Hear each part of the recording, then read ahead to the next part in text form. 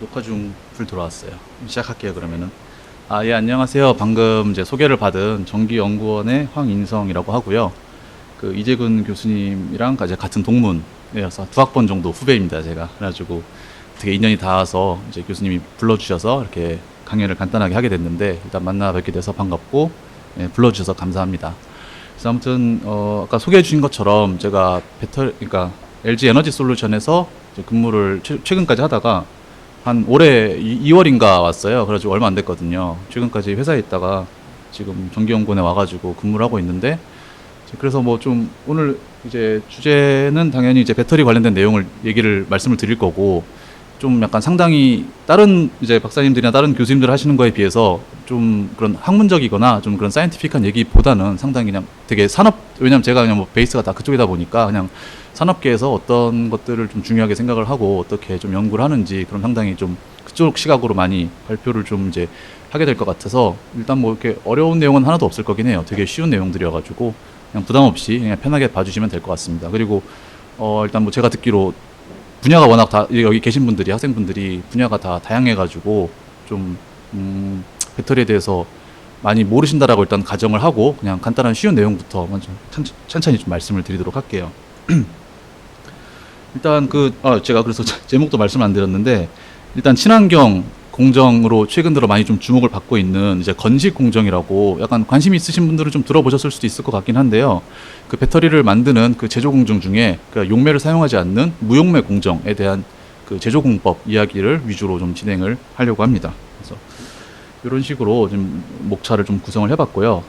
일단 먼저 첫 번째로 이제 건식 공정에 대해서 약간 인트로덕션, 기본적인 약간 백그라운드 시작해가지고 이제 그게 뭔지 한번 좀 간단하게 말씀을 드리고, 그다음에 실제로 이제 회사에서 어떤 식으로 그 건식 공정, 이제 건식 공정이라고 좀 그냥 지칭을 해서 할게요. 그냥 건식 공정을 회사에서 어떻게 적용을 해서 전지를 어떻게 만드는지, 그런 연구를 어떻게 산업계에서는 좀 진행을 하는지에 대한 제가 LG에서 있었던 경험들을 위주로 좀 말씀을 드리려고 하고, 또 앞으로 이런 것들이 어떤 식으로 더 어플리케이션 돼서 응용할 수가 있는지에 대한 내용도 간단하게 좀 말씀을 드리도록 하겠습니다. 일단 그래서 처음에 인트로덕션부터 시작을 할게요.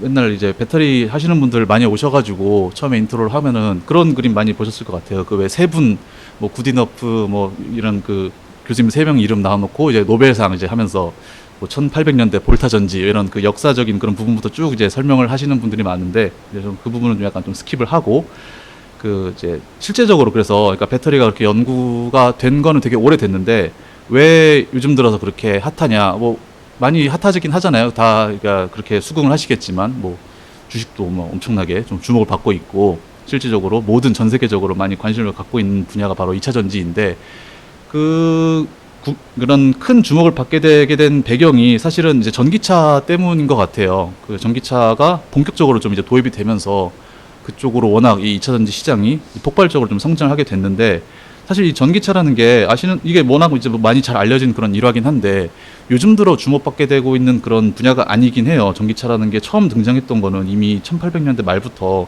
실제 그 양산 수준까지도 전기차가 많이 보급이 됐었거든요. 그래가지고 예를 들면 이런 우리 과학 하는 분들의 이제 큰 대선배죠. 토마스 에디슨 같은 그런 분들이 옛날에 13년대 말 이렇게 그 전기차를 만들어서 막 시연하고 있을 정도로 이 사람이 상당히 엄청 전기차에 열렬한 신봉자였다고 하더라고요.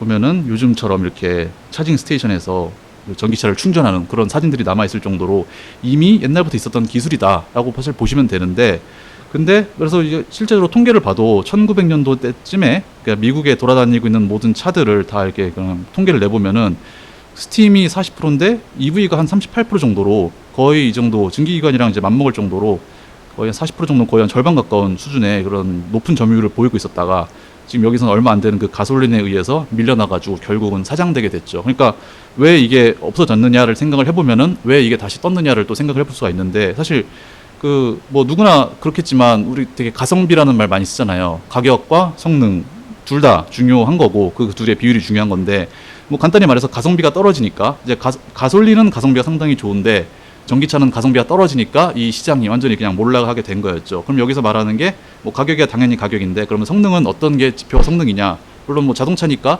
출력이나 속도 이런 것도 성능이 될 수가 있겠지만, 뭐 가장 또 기본적인 것 중에 하나가 그 주행거리를 많이 또 성능의 지표로 보기는 하거든요. 요즘 같은 경우는. 한번 충전했을 때 얼마나 멀리 갈 수 있느냐에 대한 그 주행거리에 대한 내용이 성능으로 볼 수가 있는데, 이런 것들이 좀 많이 떨어지니까 당연히 부족해서 이때 이제 전기차가 쫄딱 망했다가 요즘 들어 다시 주목을 받고 있는 건데, 그렇다는 말은 요즘에 이런 것들이 어느 정도 많이 좀 해소가 됐다라는 얘기긴 하겠죠. 그러니까 결국은 이게 제일 중요한 건 일단 코스트인 것 같고, 배터리가 이게 어떻게 이제 어떤 기준으로 이제 평가를 하냐에 따라는 다르긴 하겠지만, 옛날에 초창기에 나왔을 때에 비해서 배터리셀 만드는 그 단가가 거의 한 40배에서 그러니까 적게 보면 30배, 뭐 많게 보면 한 50배까지 저렴해졌다라는 그런 이제 계산이 나오니까 가격이 엄청나게 저렴해져서 드디어 이제 좀 자동차에 적용할 수 있겠다라는 이제 관점이 이제 어느 정도 좀 인식이 되니까 좀 이게 전기차가 많이 주목을 받게 된 거기도 하고, 주행거리도 상당히 많은 발전을 이루긴 했었습니다. 그래가지고 이제 좀 해볼 만하다. 근데 이제 여기서 좀 약간 문제가 발생을 하게 되죠. 뭐냐면은 일단 예를 들면은 이런 폭스바겐이라든지 여러 전기차 제조 회사들에서 요구하고 있는, 이게 앞으로 이제 바라보고 있는 그런 로드맵 같은 경우는 이제 계속해서 에너지 밀도, 그러니까 앞으로 이제 제가 이제 에너지 밀도라는 이야기를 많이 이제 쓰게 될 건데, 아까 말씀드렸던 것처럼 이제 주행 거리와 관련 직결되는 그런 부분, 그런 컨셉이죠. 이 팩터가. 근데 에너지 밀도가 전기차에 적용하려면은 이제 계속 요만큼 높아져야 된다라는 식의 높은 수치를 요구를 해요. 그 자동차 회사에서는 뭐 당연한 얘기겠죠.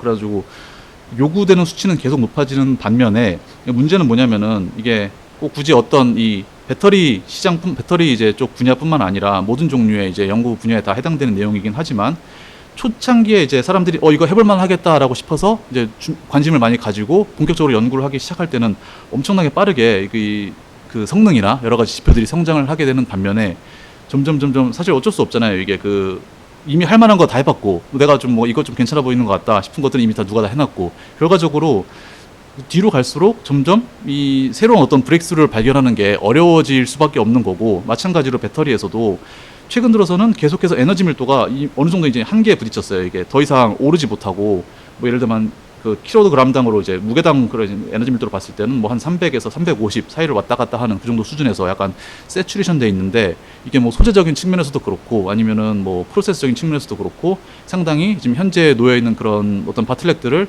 뚫기가 어렵더라라는 게 지금 우리 그 전지를 만드는 그런 업체들의 갖고 있는 숙명적인 그런 문제점, 고민거리, 그런 부분입니다. 그래가지고 항상 이제 회사에 있을 때도 예를 들면은 뭐 이런 회사들, 전기차 회사들 만났을 때 계속해서, 왜냐면 신제품을 내야 당연히 이 사람들이 사주잖아요. 근데 신제품을 낼 만한 요소가 정말 점점 줄어드는 거죠. 막 이런저런 막 여러 가지 막 아이템들 막 끌고 모아서 꾸역꾸역 막 이제 어필하면서 이제 셀링하고 있는데, 이런 그 기술적인 한계에 상당히 많이 봉착해 있다, 그런 부분이 있다라고 그냥 좀 알아주시면은 뭐 좋을 것 같습니다. 그래서 이제 에너지 밀도를 그래서 높이기 위해서 여러 가지로 연구를 해볼 수가 있는데, 그러니까 어떤 식으로 이게 문제에 봉착했냐, 그냥 그걸 생각을 해보면은, 사실 되게 이 배터리라는 것이, 그러니까 디바이스가 이게 크게 보면은 이쪽에 셀, 팩 이쪽이고, 그 다음에 그거를 점점 더 아래쪽까지 들여다보면은 소재, 머티리얼즈까지 볼 수가 있는데, 그러니까 소재를 가지고 전극을 만든 다음에, 그러니까 전극을 스태킹도 하고 뭐 패키징도 하고 해가지고 셀도 만들고 팩도 만들고 막 이렇게 하는, 이쪽으로 이제 커져가는 그런 방향이잖아요. 근데 대부분의 연구는 일단은 소재에서, 연구소에서는 사실 연구소도 그렇고 학교도 그렇고 여러 이제 되게 우수하신 교수님들도 그렇고 대부분의 연구는 당연히 이쪽에 좀 치중돼 있어요. 그 중에서도 이제 전지를 뭐 많이 아시겠지만 활물질, 도전제, 바인더가 일단 기본적으로 전극을 이루는 물질이고, 그 외에도 뭐 이제 뭐 전해질이라든지 여러 가지 또 구성 요소들이 있겠죠. 그런 것들에 대한 연구가 본격적으로 좀 많이 활발하게 제일 진행되고 있는 부분이고, 그렇게 했을 때 뭐 예를 들면은 이제 활물질 자체의 함량을 높이는 게 제일 에너지 밀도를 올릴 수 있는 쉬운 방법이긴 한데, 그러니까 똑같은 그램, 예를 들면 똑같은 1g이다 하더라도 그 1g에 뭐 100만큼의 에너지를 저장할 수 있냐, 150의 에너지를 저장할 수 있느냐, 그게 이제 소재가 나타내고 있는, 이 재료가 나타내고 있는 그런 성질인데, 그거를 최대한 극도로 끌어올리면 끌어올릴수록 이제 똑같은 그램 또는 똑같은 부피에 대해서 높은 에너지를 저장할 수가 있다 보니까, 이게 그 소재, 그러니까 전반적으로 이제 뒤로 갔을 때 셀에서의 에너지 밀도를 높일 수 있는 방법이다라고 보시면 되는데, 현재 그래서 아까 말씀드린 것처럼 대부분의 연구는 이쪽으로 좀 많이 시중이 되고 있고요. 근데 또 이제 한편에 좀 한 단계 이제 더 큰 스케일에서 보게 된다면은, 사실 똑같은 똑같은 소재를 사용을 했다 하더라도 이제 전극을 만드는 전극 레벨로 올라가게 되면은 여기서도 충분히 에너지 밀도를 높일 수 있는 그 부분이 있거든요. 뭐 예를 들면은 지금 전극 같은 경우는 뭐 양극이건 음극인 간에 상관없이 뭐 한 활물질이 예를 들면은 95% 정도 비율로 차지를 하고 있는 거고, 그 다음에 그 외에 한 5% 정도가 여러 가지 뭐 도전제, 바인더 등으로 이루어져 있는 그런 부분인데, 예를 들면은 전극에서의 활물질의 함량을 최대한 높인다. 왜냐하면 결국은 용량을 결정하는 건 활물질밖에 없거든요, 전지에서. 그래가지고 활물질의 함량을 높이는 식의 연구가 진행될 수가 있겠고요. 그래서 뭐 98%, 99% 이런 식으로 가게 되면 당연히 이제 똑같은 전극 무게는 똑같다 하더라도 그 중에 활물질 함량이 높아지니까 에너지 밀도가 저장할 수 있는 에너지 자체가 높아지겠죠. 그다음에 그렇게 할 수 있는 것이 이런 그 전극 조성에 대한 이야기인 거고, 또 다른 하나로는 뭐가 있냐면은 이제 요게, 그러니까 그래서 오늘 또 내용 중에 또 중요한 부분 중에 하나인데, 이게 우리말로는 약간 후막 전극 뭐 이렇게 좀 요즘 많이 얘기를 하더라고요. 두꺼울 후자를 써가지고, 그러니까 thick electrode라는 뜻인데, 그 이게 뭐 이제 아시는 분이 많이 있겠지만, 그러니까 전극이 집 전체가 이렇게 있고 그 집 전체 위에 전극층이 올라가 있는 그런 형태로, 그러니까 전극이 기본적으로 구성이 되어 있거든요. 근데 이 집 전체는 예를 들면 음극 같은 경우는 카파를 사용하고 있고, 양극은 알루미늄을 사용하고 있어요. 그게 뭐 여러 가지 그 포텐셜 때문에 그렇게 이제 사용을 하는 건데, 아무튼 그 이제 메탈 같은 경우는 에너지를 저장하는 거에는 전혀 아무런 영향을 주지 못하기 때문에 그냥 단순히 말 그대로 전자를 전달하는 그냥 그런 역할만 하는 거거든요. 그래가지고 걔네들은 어떻게 보면 인액티브한 그런 물질이에요. 그래서 걔네들의 함량을 낮추면 낮출수록 이 전체적으로 활물질의 함량이 높아지는 거니까 그렇게 해도 에너지 밀도를 높일 수가 있게 되겠죠. 그래가지고 예를 들면 이렇게 그 그러니까 집 전체가 여러 장 들어있는, 그러니까 즉 얇은 전극을 여러 층 스택해서 만드는 것보다 요렇게 좀 두꺼운 전극을 만들어서 그렇게 하면 이게 몇 스택 안 들어가도 똑같은 용량을 발현할 수가 있으니까, 그렇게 되면은 이런 집 전체의 비율이 줄어들어 가지고 분모가 낮아지니까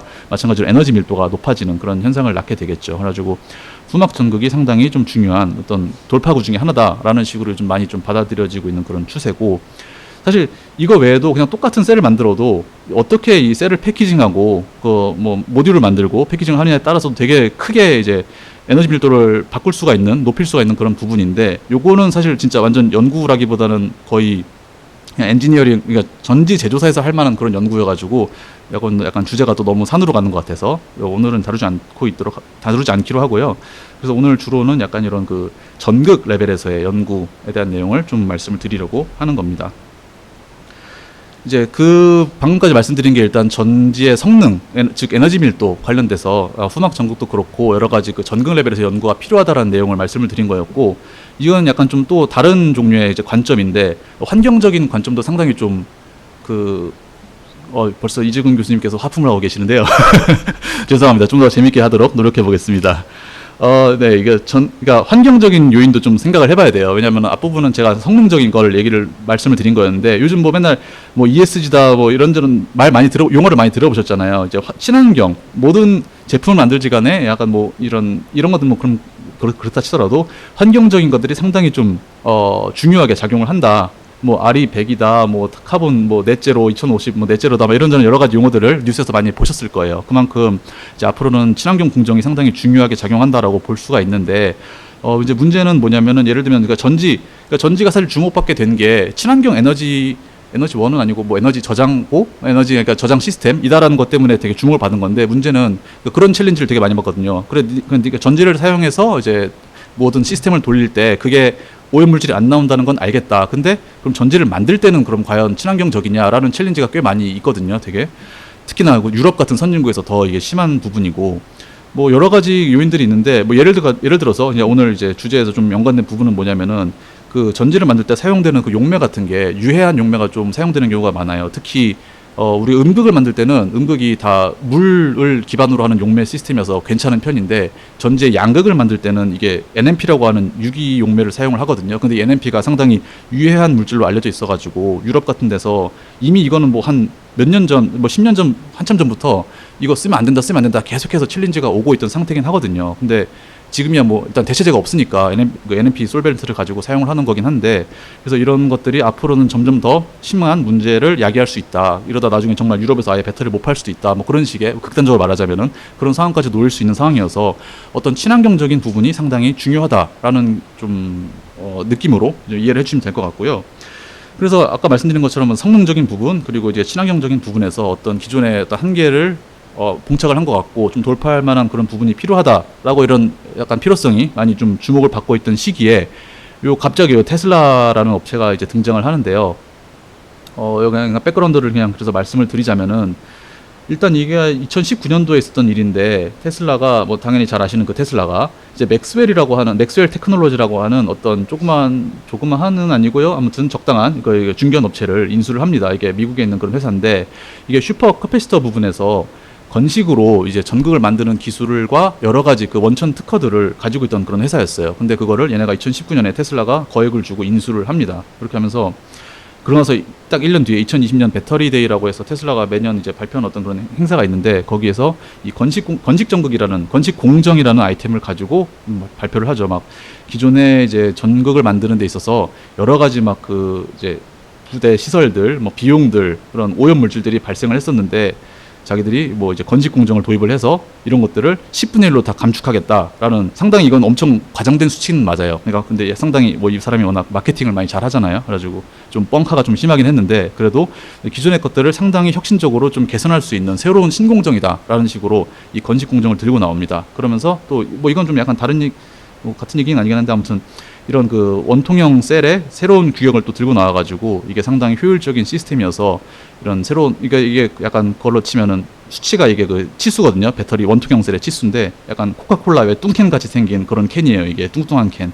요게 상당히 에너지 밀도가 좋다 이렇게 얘기를 하면서 요렇게 내가 건식 공정으로 전극을 만든 다음에 여기다 캔에다 집어넣어서 새로운 혁신적인 그런 셀을 만들어서 이제 적용하겠다라는 식으로 이걸 들고 나옵니다. 그때부터 이제 사실상 여러 시점들이 있었는데 아까 말씀드렸던 그런 친환경적인 이슈, 그 다음에 그 어떤 에너지 밀도 한계 이슈 등등으로 인해서 어떤 돌파구가 필요한 시점에 얘가 이게 딱 맞춰서 이걸 터트린 거죠. 그러다 보니까 폭발적으로 이 건식 공정이라는 거에 대해서 세간의 관심도가 엄청나게 집중되게 됐고, 마찬가지로 그때 제가 있을 때도 LG도 그때부터 본격적으로 뭐 이때는 아니긴 하지만 조금 한 19년도 이때부터 본격적으로 그 건식 공정의 연구를 시작을 하게 돼요. 그러니까 사실 이게 되게 원래 이 건식공정, 아까도 말씀드렸다시피 얘네가 이미 건식공정으로 이제 배터리용은 아니지만 슈퍼캐패시터긴 하지만 건식공정에 대한 내용이 이미 잘 알려진 사실이었고 LG에서도 이미 그 건식공정으로 전극을 만드는 거는 새로운 기술이 아니고 뭐 거의 한 2010년도 이때부터 이미 할 줄 알던 기술이긴 하거든요. 그냥 근데 원래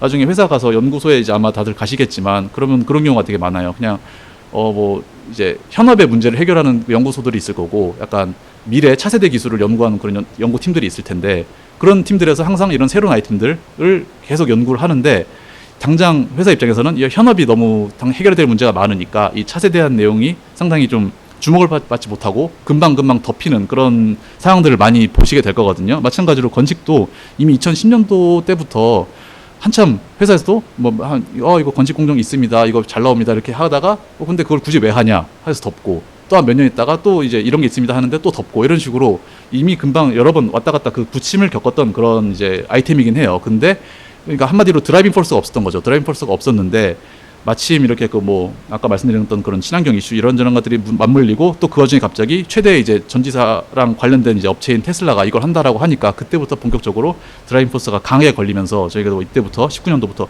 본격적으로 연구를 시작한 거긴 하거든요. 그래가지고 초반에는 되게 우리가 엄청 뒤쳐져 있다라고 판단을 해서 막 이쪽 벤치마킹도 많이 하고 막 이래저래 막 여러 가지로 물밑 작업을 많이 하면서 이제 이런 엔지니어들한테 막 정보도 많이 뭐 구해오고 이런 식으로 진행을 해서 불과 한 2년, 3년 만에 테슬라를 훨씬 앞지르는 그런 이제 기술력을 확보한 걸로 지금 저희는 제가 아직 LG라고 가정을 하고 제가 말하는 저희는 이제 LG거든요. 저희는 그렇게 판단을 하고 있습니다. 그래서 건식 공정이 뭐냐를 간단하게 말씀을 드리면 아까 말씀드렸던 것처럼 이거는 이게 슬러리 코팅 이거 그 되게 다양한 이름들이 있는데 뭐 슬러리 캐스팅 뭐 닥터 블레이드 되게 여러 가지 공정들이 많아요. 이게 막 필름을 만들어 보신 실험을 하시는 분들이 되게 많이 익숙한 그런 부분인데 뭐 어떤 분산액을 만들어서 또는 이거 용액일 수도 있고 그냥 분산액일 수도 있는데 그런 것들 만들어서 그냥 그 서브스트레이트에 그냥 발라놓고 뭐 보통 주로 그래서 이거 뭐 스핀 코팅이 될 수도 있고 닥터 블레이드가 될 수도 있고 여러 가지 코팅 방법이 있겠죠. 그런 식으로 그냥 캐스팅해 놓고 그거를 솔벤트를 말려서 그냥 표면에 내가 그냥 이 코팅을 시키는 이런 것이 상당히 일반적인 그러니까 굳이 배터리뿐만 아니라 전극뿐만 아니라 일반적인 그런 필름을 만드는 그런 공정이라고 생각하시면 돼요. 그 일반적인 공정을 가지고 당연히 이제 배터리 전극도 그동안 만들어져 왔던 것이고, 근데 이제 그게 뭐 아까 이제 뒤에서 좀 자세히 말씀을 드리도록 할게요. 근데 앞으로는 이제 그런 것들을 이제 탈피하는 어떤 새로운 혁신적인 기술, 솔벤트의 건조가 전혀 필요하지 않은 그냥 건식 환경에서 어떤 이제 파우더들만 가지고 일정 어떤 특정한 공정들을 거치면은 전극이 필름이 만들어지는 그런 공정을 이제 개발을 했다라고 보시면 되고, 그러다 보니까 기존에 어떤 정립되어 있지 않은 새로운 개념들의 그 어떤 정립이 다 필요해서 뭐 믹싱 기술이라든지 여러 가지 다양한 변수들에 대한 연구가 상당히 중요해진다, 뭐 그렇게 보시면 될 것 같은데요. 건식 공정이 그래서 일단 그럼 건식 공정의 장점을 한번 간단하게 말씀을 드려보면은요. 일단 슬러리 코팅의 문제를 그러면 전극에서 기존의 전지에서 슬러리 코팅의 문제, 기존의 습식 코팅의 문제가 어떤 것들이 있다, 이걸 짚고 넘어가야 될 것 같은데, 첫 번째로는 일단 이게 용매를 건조해야 되잖아요. 물론 사실 랩 스케일에서 용매 건조하는 건 그냥 일도 아니죠. 그냥 그 오븐에 넣어놓으면 되잖아요. 그냥 건조시키면 되는 건데, 이게 양산 단위로 들어가게 되면은 용매를 건조하는 데 있어서 엄청나게 많은 에너지가 필요합니다. 여기에 워낙 많은 양의 솔벤트들이 존재를 할 거니까요. 그래가지고 건조로에 의해서 엄청나게 많은 이제 에너지 컨섬션이 일어나게 되고, 그게 결국 다 비용이죠. 근데 그것뿐만 아니라 아까 말씀드렸던 것처럼 양극 같은 경우는 특히 유해 용매가 이제 공중으로 이제 분산되는 상황이다 보니까 뭐 실험실에서야 상관이 없지만, 그렇게 크게 유해하지 않지만, 이게 양산으로 들어가게 되면은 이게 환경에 노출되면 안 되거든요. 그래가지고 그 솔벤트 리커버리 시스템이라고 해서 용매 회수 장치가 가동이 돼요. 이게 99.9% 이상의 그 용매, 그러니까 유증기로 이제 뿜어져 나온 것들을 다시 회수하는 그런 장치가 가동이 되는데, 이 과정에서도 당연히 예상이 가능하시겠지만 엄청나게 많은 에너지와 비용들이 소모가 됩니다. 그래가지고 코스트적인 측면에서 상당히 안 좋다라는 거랑, 그다음 또 다른 하나가 이거 바인더 마이그레이션이라고 해가지고 좀 약간 들어보신 분이 계실 것 같은데, 용매를 건조할 때, 왜 용매 건조할 때 이게 좀 가끔 운 나쁘면 막 크랙도 생기고 막 이런 경우들이 보셨을 거예요. 그게 이 바인더 마이그레이션이 상당히 좀 많은 부분을 차지하는 것들 중에 하나긴 한데, 이게 이거 뒤에서 그럼 다시 좀 더 상세하게 말씀을 드리면은, 그 용매가 이게 건조될 때 분산돼 있던 어떤 약간 그 미세한, 예를 들면 이 같은 경우는 바인더랑 그다음 도전제인데요.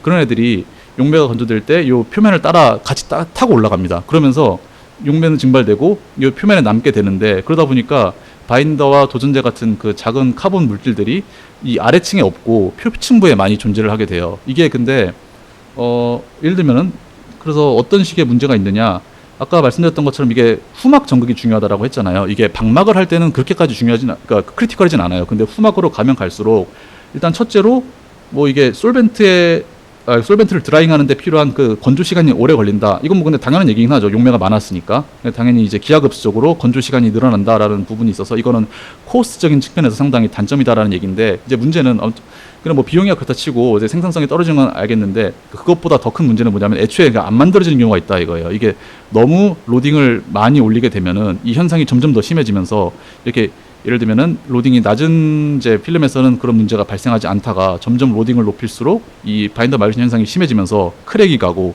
그다음에 나중에 깨지면서 전극이 제대로 이제 구동을 하지 못하는, 애초에 제조 자체가 불가능한 그런 문제에 봉착을 하게 될 수가 있습니다. 그래가지고 이런 식으로 로딩 올릴수록 이제 어디전이 많이 떨어진다, 막 그런 내용인데, 그래가지고 이게 바인더 마이그레이션 현상 때문에 후막 전극을 만드는 게 기존의 습식 코팅 가지고는 상당히 어렵더라라는 게 이제 아까 이제 여기서 말씀드리는 그런 내용인 거고요. 근데 이제 반면에 그러면은 건식 공정은 어떤 장점들을 가지냐라고 봤을 때, 앞서 말씀드렸던 거에 이제 정확히 반대 개념으로 이해를 하시면 돼요. 용매가 관여를 하지 않는 부분이다 보니까 용매 건조가 필요 없어가지고 뭐 슬러리 믹싱이나 뭐 드라이잉 같은 여러 가지 프로세스들이 다 생략이 되죠. 그래가지고 비용 측면에서 엄청나게 이득이다. 그리고 뭐 유해 물질이나 뭐 카본 같은 것들, 카본 제로, 그러니까 카본 에미션 이런 것들이 전혀 없다. 애초에 건조가 없었으니까요. 그래가지고 이런 환경적인 측면에서 유용하다. 그리고 건조가 없으니까 당연히 아까 말씀드렸던 바인더 마이그레이션이 없겠죠. 그런 것도 있고, 뭐 후막 전극을 만드는 게 애초에, 이건 좀 뒤에다 말씀을 드리겠는데, 건식 공정 같은 경우, 특히 섬유화 방식 같은 경우는 두꺼운 필름에서 시작을 하게 되거든요. 그래가지고 두꺼운 필름 만드는 게 상당히 기술적으로 용이하다라는 그런 장점들을 가집니다.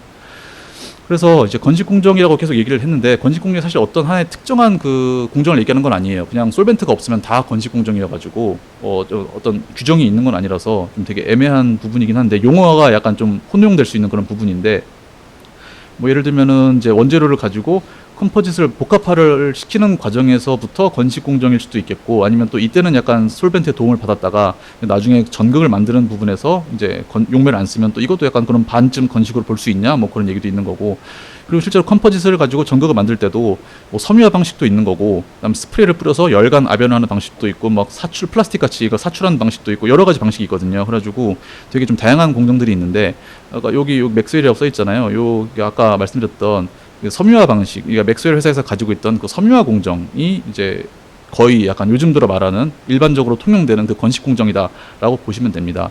일단 그럼 섬유화가 뭐냐를 좀 한번 간단히 말씀을 드리도록 할게요. 일단 그러니까 지금 말씀드렸던 것처럼 요 방식이 지금 LG에서도 채택하고 있고 테슬라에서도 채택하고 있는 그 양극을 만드는데 이제 적용되는 그 건식 섬유화 방식인데, 그 섬유화라는 것이 PTFE라는 이 키 머티리얼을 가지고 섬유화를 진행해서 전극을 만드는 그 방식이거든요. 근데 PTFE는 이제 많이 알려진 것처럼 이 폴리테트라 플로로에틸렌이라고 하는 우리 그 테플론이라는 그 상호명으로 되게 잘 알려져 있죠. 그냥 요 물질이에요. 요 물질인데 얘가 이제 고분자긴 고분자인데 되게 특이한 성질을 가져가지고 거의 한 이제 상온 내지는 약간의 열만 가해주면은 얘가 이제 랜덤 헬리컬한 구조로 페이즈 트랜지션이 일어나게 되면서 얘가 기본적으로 얘가 결정성이 상당히 높거든요. 근데 그렇게 페이즈 트랜지션이 일어나면서 그런 페이지일 때 어떤 특징이 있냐면은 조금만의 외력이 주어져도 이 체인들이 술술술 풀려나면서 약간 이게 사슬 형태로 쭉 섬유화가 아주 쉽게 진행이 된다라는 그런 특징이 있습니다. 그래서 이런 특징을 이용을 해서 그냥 온도를 약간만 이제 올려준 다음에 이거를 약간의 쉐어 스트레스를 줘가지고 이 섬유를 뽑아내서 이 섬유 가지고 이제 전극에서의 활물질 그리고 도전제를 바인딩하는 그런 역할로 사용을 해보자라는 컨셉으로 이 PTFE가 섬유화 방식의 키 머티리얼로 응용돼서 사용이 되고 있는 거고요. 그래가지고 건식 섬유화 공정이다라고 하면은 현재로서는 일단 PTFE가 사용된다. 거의 이렇게 그냥 공식처럼 이해를 해주시면 될 것 같아요. 근데 약간의 여기까지 일단 뭐 말씀을 드릴게요. 그러면은 이게 특징 중에 또 하나가 뭐였냐면은 이게 포텐셜 윈도우가 조금 좋지 못하다라는 특징이 있는데, 이게 무슨 얘기냐면은 제가 계속 양극을 이제 말씀을 드렸는데 아까도 NMP도 그렇고 이게 양극에서만 쓰이거든요. 일단 쓰이는 게 일반적이다라고 보시면 돼요. 왜냐면은 음극에서 사용되기에 좀 적합하지 못한 포텐셜을 가지고 있어요. 얘가 PTFE 루모 레벨이 그 음극이 충전됐을 때 가질 수 있는 그 이제 페르미 레벨보다 더 낮아요. 그래가지고 전자는 이제 낮은 쪽으로 이동하는 걸 좋아하잖아요. 그래가지고 음극을 충전시켰을 때 이게 레벨이 높아져가지고 전자가 이쪽으로 넘어오게 되면서 PTFE가 전자를 받아가지고 이제 환원 반응을 일으킵니다. 그래가지고 여기 있는 이 플로린들이 다 이제 술술 떨어져 나가고 리튬 플로라이드 같은 그런 부산물로 이제 분해 반응을 일으키고 가운데 그냥 카본 이제 백본만 남으면서 아몰퍼스한 그런 카본이 돼가지고 제대로 얘가 바인더 역할을 못 해주기도 할 뿐더러 지금 여기 보시면 LIF 같은 물질이 생겼잖아요. 근데 이 리튬이 우리가 리튬이온 배터리에서 사용하는 그 차지 캐리어잖아요. 그러니까 리튬을 잡아먹게 돼가지고 용량마저 조금 약간 감소하는 그런 문제가 있습니다. 그래가지고 이 PTFE는 음극에 사용하기에는 조금 적절하지 않다라는 게 이제 일반적으로 잘 알려져 있는 방식입니다. 그러니까 그런 컨셉입니다. 그래가지고 양극으로 이제 적용될 수밖에 없다. 그렇게 이해를 하시면 될 것 같고, 일단 건식 공정이 되게 아까 말씀드렸던 것처럼 건식 공정이 되게 다양하게 있는데, 제가 시간이 되게 널널한 줄 알고 좀 너무 느릿느릿 말씀을 드린 것 같은데, 예, 조금 빨리, 더 천천히 할까요? 너무 많은, 예, 알겠습니다. 네네. 일단 그래서 건식 공정이 되게 다양하게 있는데요. 사실 드리려고 했던 말씀은 이게 뭐 사실 되게 다양하게 있어요. 아까 계속 말씀드리는 거지만 뭐 베이퍼 디포션도 있고 뭐 핫멜팅, 3D 프린팅 같은 용매가 사용 안 되는 모든 걸 다 건식이라고 해가지고 이제 학계에서는 다양한 연구들을 진행을 하긴 합니다.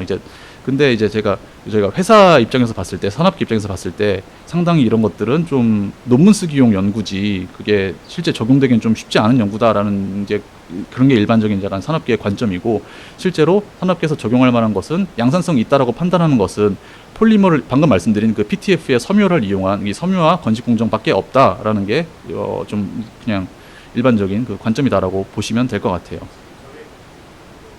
예, 네네 맞습니다. LG에서 건식 공정으로 지금 전극을 만들어서 지금 파일럿 단계까지 진행을 하고 있는데, 요 양극 같은 경우는 섬유화 방식으로 진행을 하고 있고, 음극이 아까 그래서 말씀드렸던 것처럼 그 이제 에너지 그 포텐셜 윈도우가 적절하지 못해가지고 음극에 대한 해결책이 약간 없는 상황이긴 합니다. 그래서 일단은 논문들이 이렇게 몇 가지 좀 제가 그냥 그 참고 삼아 가져와 보긴 했는데, 이런 것들이 그래서 오늘 말씀드릴 거의 주제는 아닌 것 같아서 그러면 이 부분은 좀 넘어가도록 하겠습니다. 그냥 뭐 이렇게 스프레이를 뿌려가지고 핫멜팅해서 눌러서 전극을 만드는 방식도 있다라는 것들이랑 뭐 비슷한 내용이지만 핫프레스도 있겠죠. 핫프레스도 있고 섬유화 방식의 논문들은 많지는 않더라고요. 그래가지고 뭐 이런 식으로 논문들이 진행되고 있다라는 내용인 거고, 그래서 제가 실제로 이제 그러니까 회사 말고 그냥 연구실이나 아니면 뭐 출연연 이런 곳들에서는 어떻게 그 건식 섬유화를 하고 있느냐를 지금 봤는데, 요즘은 물론 요건 약간 좀 옛날 얘기긴 한데 요즘은 그래도 장비들을 많이 좀 도입을 해가지고 장비를 돌리고 있긴 한데, 예전 같은 경우는 이렇게 그 막자사발에다가 이 활물질 도전제 바인더 PTF를 집어넣어 놓고 이렇게 비벼요. 비비면은 이게 약간 상온에서도 아까 약간 이게 살짝 풀린다고 했잖아요. 그래서 이런 식으로 이제 떡이 지거든요. 이게 떡진 거를 가지고 막 이렇게 파스타 머신에서 이제 밀기도 하고 아니면 핫플레이트 같은 데서 이렇게 밀기도 하고 하면서 필름을 만들어서 요걸 가지고 전극으로 만드는 이게 성형을 하는 그런 식으로 연구를 진행을 하고 있더라고요. 아, 예, 힘이 세면 좋습니다. 그리고 팔이 많이 아픕니다. 아주, 예. 근데 아마 이거 주변에서 하는 걸 보신 분들이 계실 거예요. 왜냐면 연구실에서 많이 하긴 하거든요. 이런 식으로. 원래는 그 니딩이라고 하는 그 장비가 있으면 좋긴 한데 그게 또 갖추기가 쉽지 않다 보니까 그래가지고 수작업으로 이렇게 좀 연구실에서는 많이 그 연구를 하고 있는 추세다라고 그냥 그렇게 보시면 될 것 같고, 물론 그래서 이게 소재적인 특징을 보는 데는 상당히 좀 유용할 수가 있는데 약간 그 양산성이나 실제적으로 이제 프랙티컬하게 관점에서 봤을 때는 조금 제한성이 없을 수가 있다라는 그런 문제가 있는 그런 한계가 있는 그런 공법이다라고 보시면 될 것 같습니다. 그래서 이제 건식 공정이 그러면 섬유화, 그러니까 이제 앞으로 제가 말씀드리는 건식 공정은 다 섬유화인데요. 섬유화 이제 건식 공정이 어떤 식으로 이루어지느냐를 그냥 간단하게 이 그림으로 보면은 이제 파우더가 먼저 이렇게 있을 거고요. 당연히 이제 바인더는 PTF이고 활물질과 액티브 머티리얼, 활물질과 그리고 카본, 도전제 이 세 종류가 메인 컴포넌트입니다. 이게 거의 95% 이상 되겠죠. 그래서 요 세 개를 섞어줘서 니딩이라고 해가지고 요게 그 우리말로 하면 반죽이더라고요. 그냥 반죽을 하는 거예요. 그냥 막 치대면서 계속 아까 제가 말씀드렸던 그 외력을 가해서 PTF를 섬유화하는 과정이다라고 보시면 되거든요. 그렇게 되면은 이렇게 동글동글했던 PTF가 이렇게 섬유 형태로 이렇게 쭉쭉 뽑아지게 되면서 얘가 이 소재들을 바인딩해주는 그런 역할을 합니다. 그래가지고 이런 복합체가 형성이 되는 거고 일종의 그래뉼 같은 개념으로 보시면 될 것 같고, 얘네들을 가지고 롤 사이에 그냥 투입해서 비비는 거예요. 그냥 누르면서 이제 돌려주면은 이게 필름 형태로 얻어져요. 그래서 그걸 가지고 근데 약간 특징적인 부분이 뭐냐면은 슬러리 캐스팅 같은 경우는 애초에 서브스트레이트 위에다가 이제 용액을 바르고 이제 말리면서 바로 이제 일체형으로 이게 프로덕트가 얻어지는 건데, 이거 같은 경우는 전극층, 합재층만 있는 거니까 지금 그러니까 그 서브스트레이트가 없잖아요. 그래가지고 따로 서브스트레이트랑 같이 이제 합재를 해주는 그 라미네이션 과정이 한 번 더 추가적으로 필요하긴 합니다. 이렇게 된 전극은 사실 이 다음부터는 이제 그냥 이게 뭐 습식 전극이냐 건식 전극이냐 그거는 상관없죠. 그냥 똑같은 전극인 거고 이제 이걸 가지고 셀에다 적용을 해서 이제 테스트를 진행하는 식으로 연구가 진행되는데, 그래서 제가 약간 이게 그 말씀드리는 것보다 눈으로 한번 보는 게 좋을 것 같아가지고 간단하게 동영상을 이렇게 준비를 해봤는데, 일단 예를 들면 이런 식으로 파우더 믹싱, 꼭 이런 장비일 필요는 없는데요. 그냥 간단하게 비슷한 이미지여서 뭐 물론 색깔은 이렇진 않습니다. 검은색이겠죠 당연히.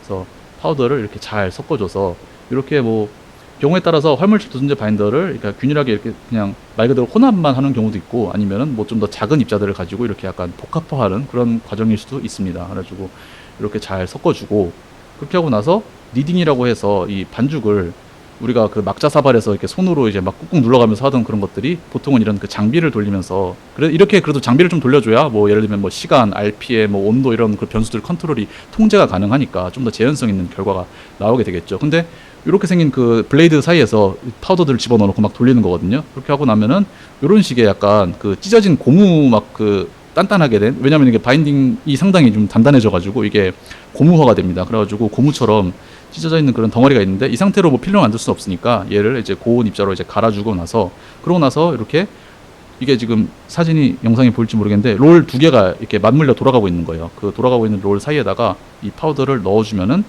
요 아래쪽에 지금 보시면은 필름 형태로 파우더를 집어넣었는데 이렇게 필름이 지금 붙어서 만들어지는 것을 볼 수가 있습니다.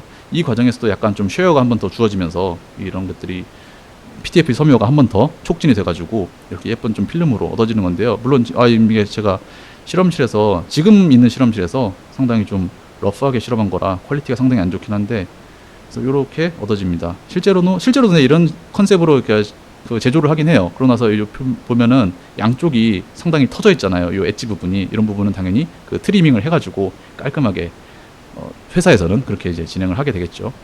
그래서 이렇게 프리스탠딩 전극 필름이 얻어진다라고 보시면 되는 거고, 그 다음에 이렇게 되면은 상당히 얘가 말랑말랑하게 나름 좀 튼튼하기도 하고 물리적 강성을 가지는 그 프리스탠딩 필름이 전극이 얻어진다라고 이렇게 보시면 돼요.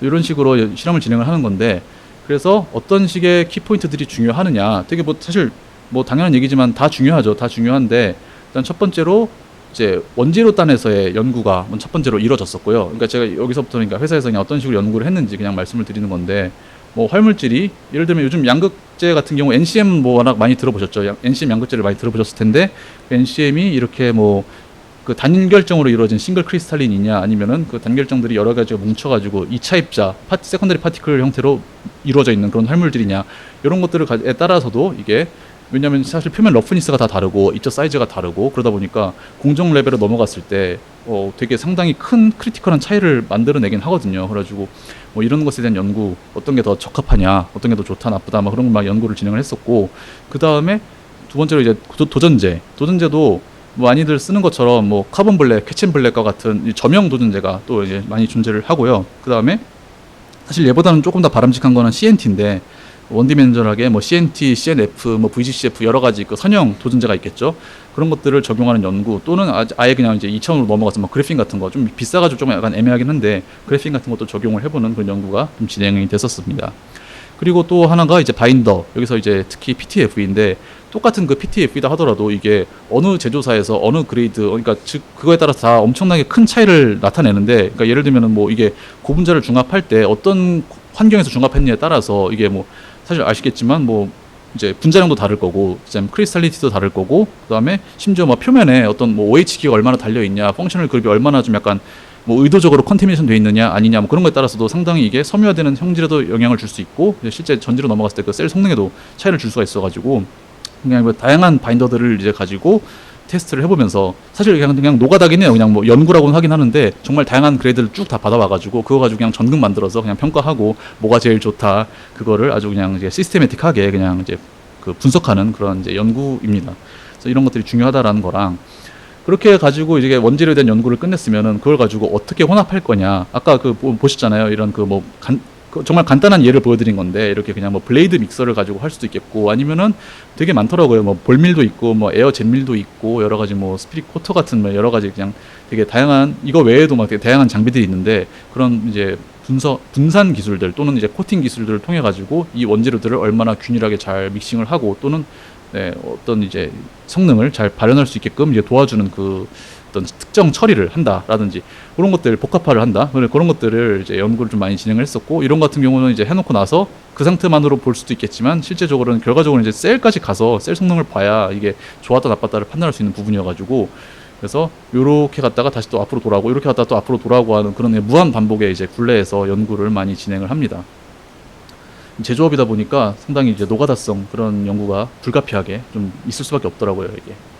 그래서 이렇게 그 마찬가지로 그래서 앞서 이제 로우 머티리얼일 수도 있고 아니면은 어떤 이런 특정 공용들을 통해 가지고 약간 이제 복합화된 그런 이제 물질일 수도 있는데 그거를 가지고 이제 섬유화 단계, 섬유화 아까 그 니더 돌아가는 거 보셨잖아요. 이제 그거는 뭐 간단한 그런 제가 실험실에서의 그 장비긴 한데 실제에서도 그 니딩을 어떤 조건을 가지고 할 것이냐에 대한 연구가 또 마찬가지로 중요하게 작용을 했는데 그 이유가 뭐냐면은 이게 섬유화가 그냥 뭐 단순히 그냥 비비면 하면 되는 게 아니고 섬유화 어떤 최적의 포인트를 찾아야 되거든요. 이게 너무 만약에 조건이 좀 부족했다라고 하면은 어떤 부분은 어떤 이제 바인더는 이제 섬유화가 됐는데 나머지 어떤 안 돼 있고 뭉쳐 있는 그런 이제 불균일하게 존재하는 부분이 존재할 수가 있겠고 또는 이제 이 정도면 됐다라고 볼 수 있을 만한 부분이 최적의 포인트긴 한데 만약에 여기서 또 더 섬유화를 진행하게 되면은 얘가 계속 실이 늘어나다 보면 결국은 끊어질 거잖아요. 섬유화가 끊어져가지고 오히려 바인딩 효과가 떨어지는 그런 문제도 있을 수가 있어가지고 어떤 이제 변수들을 가지고 그 최적의 포인트를 찾아낼 것이냐, 그 최적의 포인트를 찾는 그 근거가 뭐냐, 그 파라미터들이 뭐냐에 대한 그거를 탐색하는 그런 연구가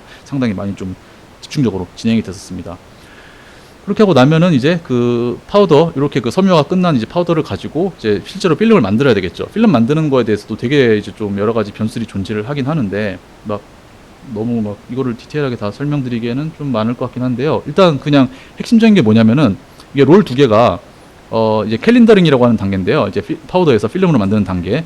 캘린더링 단계가 롤 두 개가 아까 돌아갈 때 그냥 돌아간 것처럼 보이셨겠지만 사실은 이게 속도가 달라요. 속도가 다른 게 약간 핵심이긴 하거든요. 예를 들면은 우리가 같은 직경을 갖는 이제 원통이라고 봤을 때 롤 두 개를 일부러 다른 속도로 돌리면서 그러면은 이게 각 속도가 다르게 발생을 하잖아요. 그거를 상대 속도 요 접선 부분에서 요 딱 포인트만 놓고 봤을 때는 예를 들면 상대 속도의 개념에서 봤을 때는 요만큼의 상대 속도 차이가 발생을 하는 거거든요. 요 접선 방향으로 탄젠셜하게 각 속도가 발생을 하는데 이쪽을 더 예를 들면 빠르게 돌린다라고 하면은 요렇게 이게 빠르게 밀리면서 마치 이쪽 표면에서는 이제 파우더가 멈춰 있는데 이쪽에서는 파우더가 쭉 진행하는 것 같은 그런 이제 효과를 낳게 돼가지고 이게 뭐냐면 결국 이게 shear 스트레스라는 거거든요. shear 스트레스를 한 번 더 주면서 이 PTF들이 이렇게 약간 좀 얼라인도 되고 한 번 더 섬유화도 되고 하면서 제대로 약간 좀 눌리기도 눌리고 그다음에 이제 섬유화도 더 진행되면서 제대로 바인딩하는 효과를 낼 수 있는 그런 공정이라고 보시면 되는데 이 과정에서도 그러다 보니까 사실 뭐 많잖아요. 여기 보시면은 뭐 온도도 다를 거고 뭐 원통의 지름, 뭐 각속도 그다음에 그리고 요거를 얼마만큼의 갭을 가지고 떨궈서 이제 공정을 돌렸느냐 그런 것들도 다 이 필름이 어떻게 형성이 되느냐에 대한 아주 지대한 영향을 미치게 되는데 그런 것들을 잘 컨트롤링 해가지고 이렇게 그 잘 섬유화가 진행된 그 전극을 만드는 그 조건에 대한 연구가 상당히 이제 디테일하게 진행이 됩니다. 그래서 보통 이게 한 번만에 끝나는 경우는 잘 없고 아까 그래서 제가 이렇게 붙어서 나오는 그 필름을 떼는 걸 보여드렸잖아요. 그거를 가지고 다시 한 번 더 그 다음 이제 롤에다가 또 집어넣어서 여러 차례 돌리면서 캘린더링 뭐 1, 2, 3 이런 식으로 여러 번 진행을 하면서 진행하면 진행할수록 이게 점점 이 필름 자체는 얇아지는 거고 그다음 덴시티는 올라가게 되거든요. 그래가지고 전극을 만들 때 보통 우리가 원래 그 논문 같은 거나 이런 걸 볼 때 로딩 값을 위주로 많이 보기는 하는데 로딩도 로딩이지만 사실 덴시티가 엄청나게 또 중요하기는 해요. 실제 그 전지 제품을 만드는 데 있어서는 이것도 성능에 엄청 큰 영향을 줄 수 있는 요소이기 때문에 그래가지고 이 두 개를 동시에 약간 우리가 원하는 그 프로덕트의 그 타겟에 딱 맞추는 그 스킬들, 노하우들 그런 이제 트라이얼 앤 에러를 거치면서 여러 가지 노가다성 그 연구를 통해 가지고 이 정도 조건으로 하면 된다라는 것들을 이제 파악하는 이제 판별하는 그런 연구가 많이 진행이 됐었습니다. 그래가지고 결과적으로 봤을 때 아까 제가 이제 테슬라에서 엄청 이거를 이제 먼저 선빵을 치면서 선수를 치면서 이게 그 어필을 많이 했잖아요. 그래가지고 이게 작년인가에 그 어떤 유튜브가 테슬라가 그렇게 이제 홍보를 했던 4680 그 원통형 셀을 가지고 이제 분해를 자기가 어떻게 입수했는지는 모르겠는데 분해를 해서 이거를 평가를 해봤더라고요. 그러면서 얘기하기로 아직 양극에 그 건식 공정이 적용되지 못했다라는 거를 밝혀냈고 그 LG에서도 마찬가지로 여러 가지 그냥 벤치마킹이나 그런 거 분석들을 해봤을 때 아직 테슬라가 그 정도 기술까지는 도달하지 못했다라고 이제 판단했습니다. 반면에 LG에서는 그 양극을 가지고 이미 4680 셀을 만드는 것까지 다 샘플이 완성이 됐었고 실질적으로 봤을 때 여러 가지 뭐 이유가 있었지만 뭐 여러 가지 그냥 개선이 있었죠. 표면 노출도 개선이라든지 여러 가지 이 카본의 디스퍼전 개선 등등과 같은 그런 요인들로 인해서 기존에 습식으로 제작했던 이제 원통형 셀보다 건식으로 만든 셀이 조금 더 성능이 우수한 정도까지도 개선이 되는 거를 확인을 했었습니다. 그래가지고 이거를 그 테슬라에다가 샘플로 막 제출하는 단계까지도 진행이 됐었는데 그 뒤에 일은 제가 이제 퇴사를 해가지고 듣진 못했는데 아무튼 상당히 짧은 시간 내에 엄청난 발전을 이뤘다라고 그냥 보시면 될 것 같아요. 근데 여전히 이제 남아있는 챌린지들이 좀 많이 있습니다. 첫 번째로 이 도전제 분산이 상당히 어렵다라는 문제가 있어요. 이게 아시겠지만 이게 카본이 특히 CNT라든지 그러니까 뭐 캐천 블랙도 마찬가지긴 한데 일단은 그러니까 CNT 같은 것도 저희가 계속 하고 싶었던 게 CNT를 여기다가 집어넣고 싶다라는 그 목표로 좀 연구를 많이 진행을 했는데 이게 문제는 이 카본들이 자기들끼리 엉겨붙는 그 응집력이 너무 강해요. 너무 강한데 뭐 당연히 여러 sp2 오비탈로 인해서 서로 간의 파이파이 인터랙션 때문에 그런 거죠. 근데 그게 습식에서는 그래도 분산 기술이 많이 요즘 발달돼 가지고 막 분산제라든지 그런 것들 뭐 증점제, 분산제 등등과 같은 그리고 분산 기술에 대한 연구들이 많이 진행이 돼서 솔벤트의 도움을 받으면은 이게 상당히 분산이 잘 됩니다. 지금 회사에서는 그건 잘하고 있는데 건식에서는 그 용매가 전혀 없다 보니까 이 파이파이 인터랙션을 끊을 수 있을 만한 그 에너지를 제공하기가 진짜 힘들어요. 그래가지고 도전제 분산이 여전히 좀 숙제로 남아 있다. 아직은 뭐 물론 성능이 나오고는 있지만 우리가 원하는 그런 깔끔한 수준은 아니다라는 식으로 좀 이해를 하시면 될 것 같고. 이건 아까 말씀드렸던 내용이니까 이제 넘어가도록 하고요. 그 다음에 애초에 또 다른 큰 문제가 뭐냐면은 PTFE를 사용을 해도 되느냐 자체에 대한 그 근원적인 질문이 남아 있습니다. 이게 그 PFAS라고 해가지고 약간 뭐 뉴스 많이 보신 분들은 또 들어봤을 수도 있는데 유럽에서 이게 우리말로 하면 과불 속의 화합물? 과불소 화합물계? 하여튼 뭐 과불 속의 화합물. 예.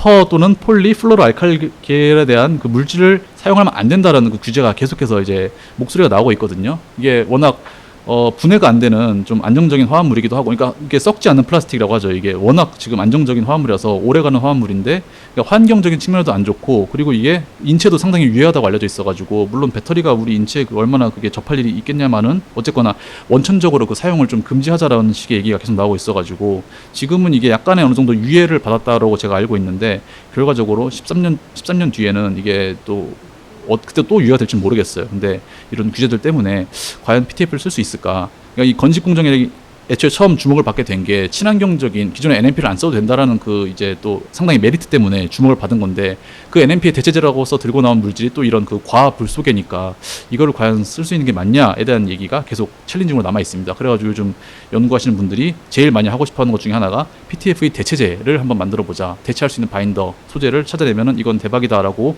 이제 생각을 하시고 누구나 다 그렇게 생각을 하고 많이들 연구를 하고 있기는 한데 현실적으로 좀 쉽지는 않은.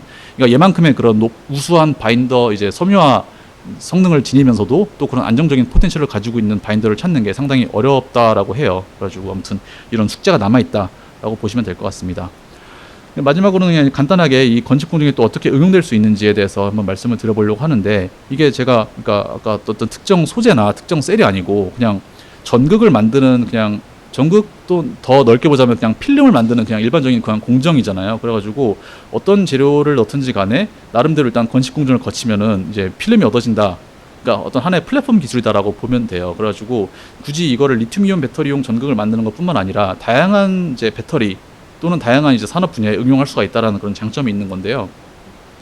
그래서 요즘 사실 제일 주목받고 있는 것 중에 하나가 이제 전고체 전지예요. 전고체 전지 많이 들어보셨을 것 같은데 기존에 리튬이온 배터리의 유기용매, 그러니까 유기용매 전해질, 정확히는 그 용액이죠, 용액. 리퀴드 상태에 그 액상에서의 그 전해질을 대체할 수 있는 어떤 고체 상태의 전해질이 등장을 하면서 이게 주목을 받고 있는데 그 이유가 제일 큰 이유는 아무래도 안전성이겠죠. 이게 우리가 원래 배터리 셀이 불이 난다라고 했을 때 제일 큰 이유가 원래 불 나는데 필요한 3요소 이게 있잖아요. 그 열도 있어야 되고 산소도 있어야 되는데 연료가 있어야 되겠죠. 산소는 이게 산소가 배터리 여기 지금 양극재에 들어가 있는 그 산소만으로 충분히 발화가 될 수 있다라는 게 이미 잘 알려져 있는 그런 사실이에요. 그리고 그러니까 힛은 왜 힛이 있냐면은 어떤 외부 단락이라든지 또는 내부 단락과 같은 그런 전기적인 단락이 있을 때 보통 이게 그 줄 발열로 인해서 엄청나게 그 힛이 발생을 하는 거거든요. 그 두 가지가 있을 때 연료가 있어야 이제 불이 나는 건데 전고체 전지 같은 경우는 이게 그래도 고체 전해질이 연료로서 작용을 하지 않다 보니까 상대적으로 좀 발화될 확률이 상당히 낮다. 기존의 이런 액체 전해질보다 훨씬 더 낮아서 이게 안정하다 보니까 좀 주목을 많이 받고 있다라는 식으로 이제 말씀을 드릴 수가 있을 것 같고, 그래서 전고체 전지의 고체 전해질이 그럼 어떤 종류가 있냐? 이것도 마찬가지로 뭐 되게 다양해요. 뭐 폴리머계도 있고 옥사이드계도 있고 다 있는데 요즘 제일 많이 연구가 진행되고 있는 부분은 이제 황화물계이긴 합니다. 결과적으로 사실 왜냐하면 셀이라는 게 뭐 안정한 것도 좋지만 일단은 뭐 성능이 나와야 뭐 안전하든 말든 그렇게 사용을 할 거잖아요. 근데 현실적으로 이 두 가지가 아직 좀 약간 성능적인 측면에서 많이 떨어지고 있어서 지금 황화물계에 대한 연구가 제일 학계에서 활발하게 진행되고 있다라고 보시면 되는데요. 그래서 황화물계 고체 전지를 뭐 다 좋다, 다 좋은데 되게 크리티컬한 좀 단점이 있어요. 뭐냐면은 얘가 애초에 좀 높은 이온 전도들을 갖고 있어서 성능이 좋게 나오는 거긴 한데, 근데 그러다 보니까 얘가 솔벤트에 엄청 취약한 단점을 가지고 있거든요. 그래가지고 어지간한 솔벤트에는 얘가 이게 접촉하게 됐을 때 막 분해되고 그냥 제대로 성능을 못 내요. 그냥 완전히 얘가 분해돼서 없어지고 녹아나가고 부반응들을 일으키면서 엄청나게 빠른 속도로 퇴화하는 그런 걸 볼 수가 있는데, 그러다 보니까 기존에 우리가 그냥 리튬이온 전지 만들듯이 뭐 활물질 도전제 바인더 놓고 그거를 용액에다가 이제 분산시켜서 이제 코팅을 하려고 하니까 거기에 이제 고체 전지를 넣는 순간 걔가 다 이제 죽어가지고 만들 수가 없게 되는 거죠. 근데 건식으로 그래서 요즘 많이 전고체 전지를 만들고 있어요. 그래가지고 이거 같은 경우는 용매가 애초에 컨택될 일 자체가 없으니까 고체 전지들이 데미지를 받지 않아가지고 제대로 좀 성능이 잘 나오더라라는 내용들이 많이 이미 보고가 됐습니다. 그리고 또 하나의 큰 이제 요인이 뭐냐면은 이게 기존에 습식으로 이제 슬러리를 만들어서 이제 코팅하게 되면은, 그러니까 이 문제가 아니다 하더라도, 만약에 이 문제는 어찌어찌 뭐 해결했다 하더라도 기존에 이렇게 습식으로 코팅을 해서 만들게 되면은 활물질 표면을 이 바인더들이 잘 분산돼 있다가 건조되면서 약간 떡지는 느낌으로, 그러니까 엄청 표면을 잘 랩핑하면서 활물질 표면을 잘 랩핑하면서 이렇게 좀 코팅이 되게 되거든요. 그러니까 그게 사실 바인딩하는 그 원리긴 하죠. 근데 바인딩이 잘 되는데 이게 기존의 액체 전해질을 기반으로 한 리튬이온 전지에서는 이렇게 돼 있어도 아무런 문제가 안 됐던 게 요 사이사이 바인더 어차피 사이사이에 액체들이 다 스며 들어가가지고 그러니까 다 웨팅이 돼가지고 이 활물질 표면까지 그 차지들이 도달될 수가 있다 보니까 그렇게 큰 문제를 낳지 않았었는데, 기존에 이게 습식을 가지고 만들었던 이 표면이 잘 랩핑된 활물질을 가지고 이게 전고체 전지에 적용을 하다 보니까 고체가 이 사이를 뚫고 들어가서 안에까지 침투가 되는 게 사실상 현실적으로 불가능한 거죠. 그래가지고 이 표면이 약간 다 패시베이션 된 것 같은 그런 효과를 낳게 됩니다. 근데 건식으로 만들게 되면은 특히 이제 여기서 말하는 이제 건식이 아까 말씀드렸던 PTFE 섬유화 방식인데, 섬유화 방식으로 이제 만들게 됐을 때 가장 큰 차이가 뭐냐면은 요게 아까 사진에서도 보셨다시피 상당히 이제 엄청 얼기설기 좀 얽혀져 있는 그런 형태로 나오거든요. 그러니까 즉 다시 말해서 활물질의 표면 노출이 높다라는 뜻이에요. 그러니까 액티브 에리어가 높다 보니까 이런 고체 전해질이랑 접촉할 수 있는 면적이 훨씬 넓어져 가지고 실질적으로 이 습식으로 만든 그 전고체 전지보다 건식으로 만든 전고체 전지가 훨씬 더 성능이 잘 나오더라라는 게 일반적으로 많이 잘 알려져 있어 가지고, 그래서 이런 메인 두 가지 이유 때문에 지금 건식 공정과 이제 전고체 전지가 궁합이 되게 좋다라고 잘 알려져 있어서 이쪽으로 연구가 활발히 좀 진행을 되고 있는 그런 추세입니다. 저도 그러니까 마찬가지로 회사에 있을 때는 그냥 건식 공정 가지고 리튬이온 전지를 많이 만들었었는데, 이제 여기 온 다음에는 리튬이온 전지보다는 전고체 전지 쪽으로 많이 실험을 진행을 하면서 약간 이런 식으로 좀 전극들을 크게 큼직큼직하게 만들면서 양산 단계까지 과연 갈 수 있는지 그런 것들을 이제 탐구하는 그런 연구를 좀 진행을 하고 있는 거고요. 뭐 리튬 항이라든지, 그래서 아까 말씀드렸던 것처럼 되게 다양한 이제 전지에 적용을 할 수 있다. 그냥 어플리케이션 이제 가능성이 높다라는 그런 내용을 말씀드리려고 뒤에다 좀 이제 실어 놓은 거고, 일단은 그래서 전반적으로 이제 건식 공정에 대해서, 건식 공정이 리튬이온 전지에서 어떻게 연구가 됐는지, 그리고 앞으로 또 어떻게 연구가 될 수 있는지에 대한 내용들을 간략히 좀 말씀을 드렸는데, 일단 제가 그래서 구성한 내용은 여기까지고요. 좀 뭐 궁금하신 거나 여러 가지 자유롭게 아무거나 편하게 이제 질문 주시면은 간단히 좀 질의응답하는 시간을 가질 수 있도록 하겠습니다. 감사합니다.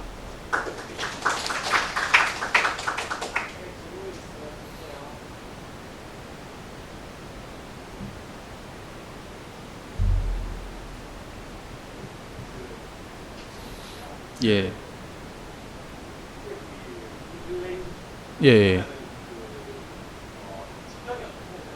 그건 너무 어려운 질문인데. 직경이요? 그게 천차만별이어가지고요. 그러니까 똑같이 그 섬유화를 해도 그러니까 엄청 그걸 균일하게 힘을 전달할 수가 없다 보니까 어떤 부분에서는 되게 얇은 섬유가 이제 거의 끊어질랑 말랑하는 수준의 섬유까지도 있을 수 있고, 또 굵은 거는 아직도 섬유화가 안 된 것도 있고 이래가지고요. 근데 어쨌거나 당연히 이제 마이크로 단위는 아닐 거고 왜냐면 그러니까 활물질 자체가, 활물질이 가지고 있는 직경이, 사진을 약간 보시면은, 그러니까 이거는 뭐 제 사진은 아니긴 한데 그냥 논문에서 가져온 그런 사진이긴 한데요.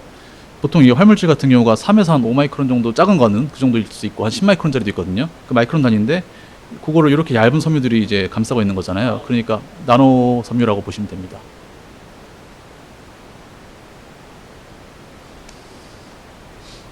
네.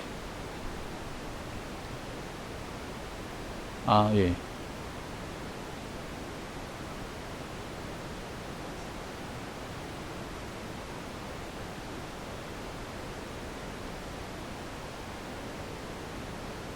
비율이 그때 그러니까 만드는 이제 타겟에 따라 되게 다르긴 한데, 그러니까 일반적으로는 그냥 활물질이 거의 90에서 95% 정도라고 보시면 되는 거고, 예, 그다음에 나머지를 뭐 PTFE가 보통 한 1, 2% 정도 수준밖에 사용이 안 됩니다. 왜냐하면 그것보다 더 이상 넣는 거는 애초에 에너지 밀도를 너무 떨어뜨리는 방법이어가지고 현실적으로 아무 쓸모가 없다라고 그냥 보시면 되는 거고, 활물질도 사실 95%도 되게 낮게 잡은 거예요. 원래는 그 이상 만들어야 되는데 아직 연구 초기 단계니까 그 정도인 거고, 사실상 제일 극단적으로는 거의 100%에 가깝게 활물질을 놓는 게 당연히 제일 좋겠죠.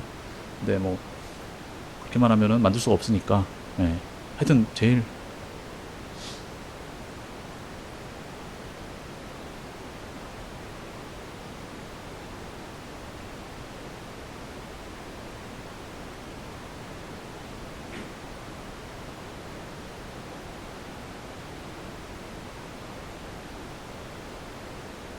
그거를 이제 그 적은 걸 가지고도 잘 바인딩을 할 수 있게 만드는 게 약간 이제 기술력인 거고, 뭔가 그거 자체가 하나의 약간 연구 주제인 거죠.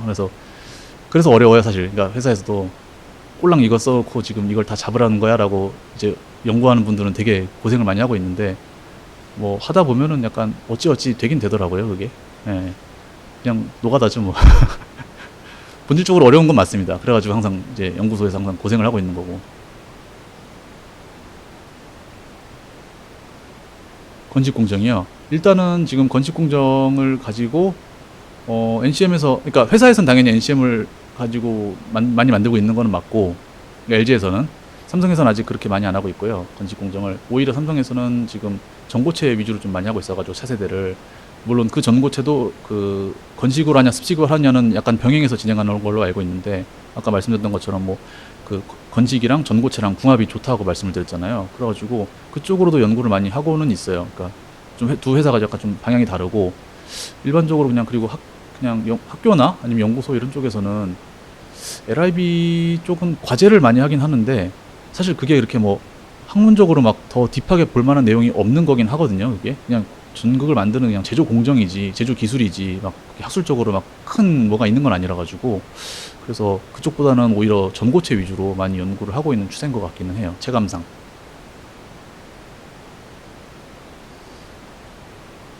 예.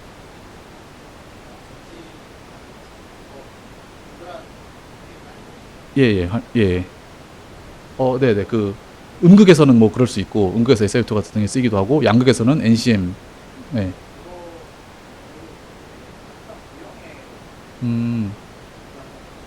음, 네. 아, 그 음극 같은 경우는 뭐 사실 그래파이트나 뭐 여러 가지 그냥 판상형이나 좀 그런 뭐 물론 판상형을 구형으로 만들어 놓은 것도 있긴 하지만 아무튼 음극에서는 좀 그렇게 쓰일 수 있는데 양극에서는 그냥 약간 구형이라고 하기에는 근데 그냥 애초에 근데 원재료가 이런 식으로 나오긴 해요. 그냥 양극 활물질이 일반적으로 그냥 그런 구형 완전한 구형은 아닙니다만 그래도 그 구형에 가까운 형태로 애초에 제조사에서 많이 공급을 하고 있고 그게 약간 제조하기가 쉽기도 쉽고 그냥 뭐 균일하잖아요. 일단 그러니까 D50 같은 그러니까 공정상에서의 그 좀 어떤 이점을 취하려고 그렇게 구형을 좀 선호하는 부분도 있는 것 같기는 해요. 네, 그래가지고 그냥 구형이 일반적이다. 그냥 그렇게 양극에서는 그렇게 보시면 될 것 같아요.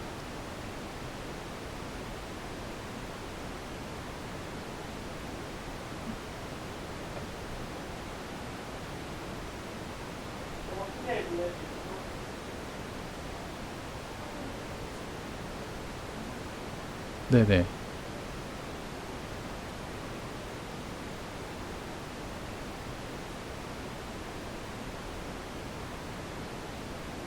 음,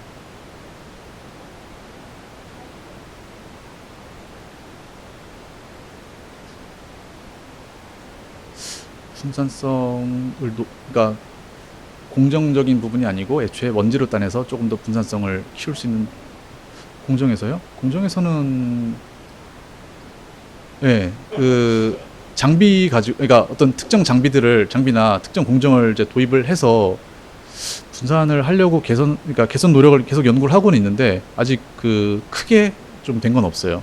그래서 여전히 많이 열악한 상황이다라고 보시면 될 것 같고 뭐 아시겠지만 근본적으로 그게 용매 없이 분산이 어려운 물질이긴 하잖아요. 그래서 계속 챌린징을 하고 있지만 쉽지는 않다. 그냥 딱히 뭐 이렇다 하고 말씀드릴 만한 건 없다라고 보시면 될 것 같아요. 네. 음, 네. 여기요? 예. 아, 네네. 아, 네. 예, 맞아요. 예. 예. 음, 그런 것도 그러니까, 그러면은 더 이제 공정이 간소화되니까 좋은 방향이기도 한데, 일단 이게 캘린더링 한번 하면 할수록 이게 섬유화가 많이 진행이 되거든요. 한번 이렇게 비벼주는 작업이 여러 번 진행되는 거니까. 그래가지고 좀 더 필름 물성이 좋아지기도 하고, 그리고 또 하나의 문제는 그렇게 한 번에 딱 때려 맞추기가 쉽지 않다. 공정을 오히려 많이 가면 많이 갈수록 그 세부 컨트롤할 수 있는 이 기회들이 많아지니까 결국 타겟으로 하는 우리가 뭐 예를 들면 로딩을 뭐 4, 5 얼마로 할 거냐 아니면 덴시티를 뭐 몇으로 맞출 거냐 그거를 예, 딱 요 있잖아요. 요 부분 요 어떤 우리가 원하는 구간이 있을 텐데 그거를 첫 한 번만에 딱 하고 맞추기가 쉽지가 않다 보니까 그냥 여러 번 진행을 하면서 디테일하게 잡아 들어가는 거죠. 예.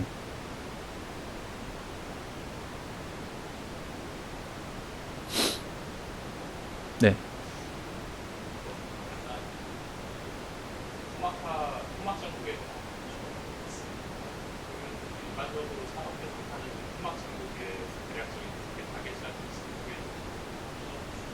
음, 그게 사실 또 이게 파우치 셀에다가 적용할 거냐, 원통형에다 할 거냐, 뭐, 워낙 다, 예, 그에 따라 다르긴 한데, 예를 들면은 제가 그냥 원통형 그때 테슬라에서 한다고 했을 때, 나름 후막이라고 했던 게 해봤자 5mAh per 스퀘어 센티미터? 예, 그 정도 수준이었거든요. 이거는 저희는 그러니까 LG는 보통 이게 그 용량 위주로 많이 표현을 해서 5mAh 뭐 이런 식으로 얘기를 하는데 뭐 예, 예. 근데 워낙 다양해서 그 후막이란 그러니까 어느 정도나 두꺼워야 이게 후막이느냐 그 경계가 없잖아요 사실 이게. 예, 맞아요 맞아요. 예, 근데 디파인하기 어려운 문제인 것 같기는 해요.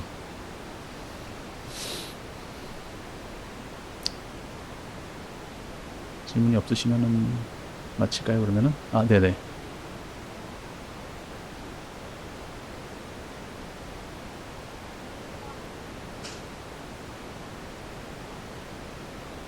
어, 어디서요? 아니 그 실험 제가 그러니까 실험실에서 실험할 때요 아니면은 할 때요?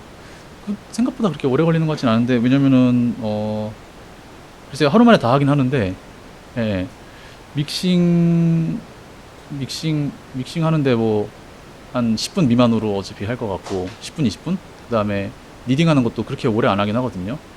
뭐 길면 한 2, 30분 그 다음에 뭐 저런 거 치팅 하는 것도 뭐 2, 30분 1시간 뭐 조건이 얼마나 빠르게 잡히냐에 따라 좀 다르긴 하겠지만 그거에 투입되는 절대적인 시간 자체는 그렇게 길지는 않고요. 네. 네. 그렇게 아닙니다. 힘듭니다.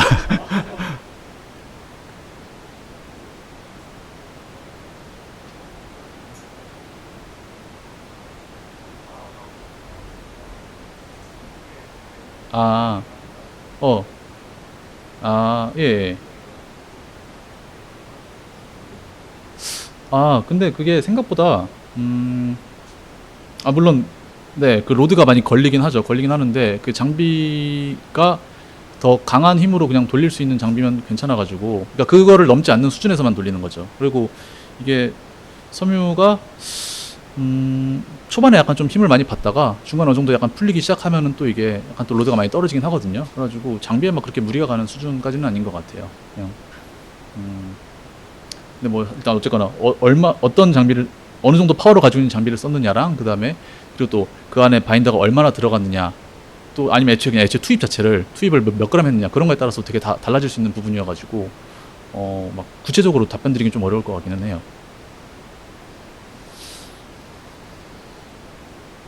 네. 더 없으시면은 정리를 할까요?